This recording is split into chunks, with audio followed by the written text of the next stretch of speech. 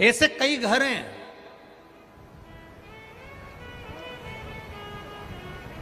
इस भारत की भूमि पर, इस मृत्यु लोक में, पूरे विश्व में ऐसे कई घर हैं जिनके घर में गुजारा करने के भी आफत है।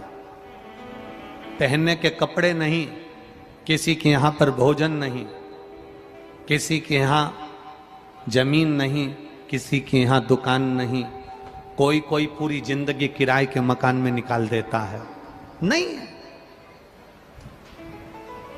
मेरा एक निवेदन है, इस कथा को जितने छत्रपति संभाजी नगर के श्रोता भाई बहन श्रवण कर रहे हैं उनसे निवेदन करूंगा, आप हाथ का ठेला लगा रहे हो, सब्जी का ठेला लगा रहे हो, फल का ठेला लगा रहे हो, धक्के की जिंदगी जी रहे हो, दरवाजे पर बैठे हो, कहीं ना कहीं तुम दास्य भाव की जिंदगी जी रहे हो, तकलीफ में जिंदगी जी रहे हो, बहुत दुख की जिंदगी जी रहे हो, बहुत कष्ट की जिंदगी जी रहे हो, उनसे केवल निवेदन करूंगा 3 महीने 2 जगह पर जल चढ़ाना प्रारंभ कर दीजिए। केवल 3 महीने। एक शंकर भगवान के शिवलिंग पर, दूसरा बेलपत्री के पेड़ के नीचे। 2 जगह पर जल चढ़ाना 3 महीने लगातार चालू कर दो, बाबा तुम्हारा हाथ पकड़कर तुम्हें उन्नति की सीढ़ी पर चढ़ा देगा।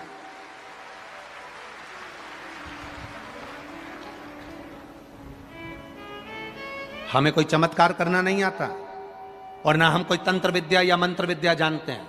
ना हमारे पास में बेल है, ना हमारे पास में भभूति है।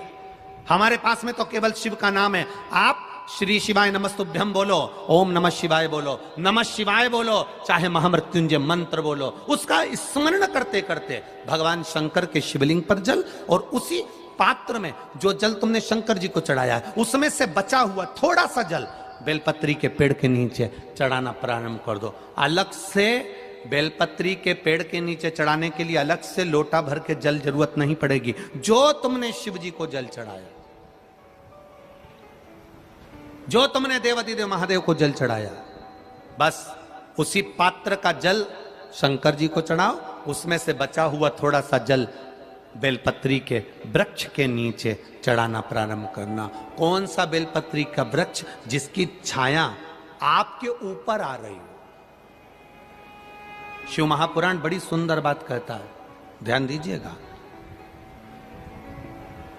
जिस बेलपत्री का पौधा तुम्हारे सिर का, और ये दोनों हाथ ऊपर कर लो, अपन खड़े हुए और खड़े होकर दोनों हाथ ऊपर करें, इतना बड़ा बेलपत्री का पौधा है, उस बेलपत्री के पौधे की पत्ती को कभी तोड़कर शंकर जी को नहीं चढ़ाना चाहिए। ध्यान रखना। कितना बड़ा पौधा। आप खड़े हो जाओ और खड़े होने के बाद आपका हाथ ऊंचा कर लेना। इतना बड़ा पौधा है, उस पौधे की पत्ती बेलपत्री को तोड़कर शंकर भगवान को कभी नहीं चढ़ाना। शंकर भगवान को उस बेलपत्री को, उस वृक्ष की पत्ती को तोड़ना चाहिए जो वृक्ष तुम्हारे हाथ से थोड़ा सा ऊंचा हो, जिसके लिए तुम्हें हाथ और ऊंचा करना पड़ रहा हो।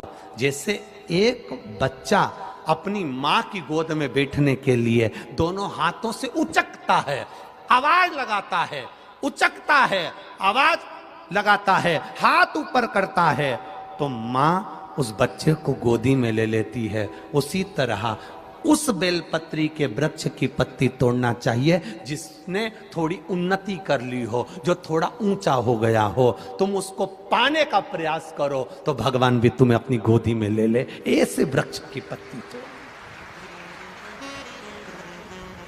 अब तुम छोटा सा पौधा, बिल्कुल जरा सा पौधा, उसी की पत्ती तोड़कर महादेव को चढ़ाओगे, ये श्रेष्ठता नहीं है।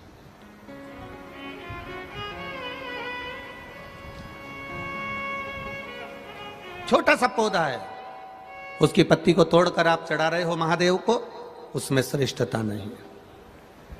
वो छोटा है। जो बड़ा, जिसकी छांव तुम्हारे सिर पर आ जाए, आशीर्वाद जिसका तुम्हारे सिर पर आ जाए, उसके नीचे जाओगे, उसके नीचे आराधना करोगे तो थोड़ा सुख का भान होगा।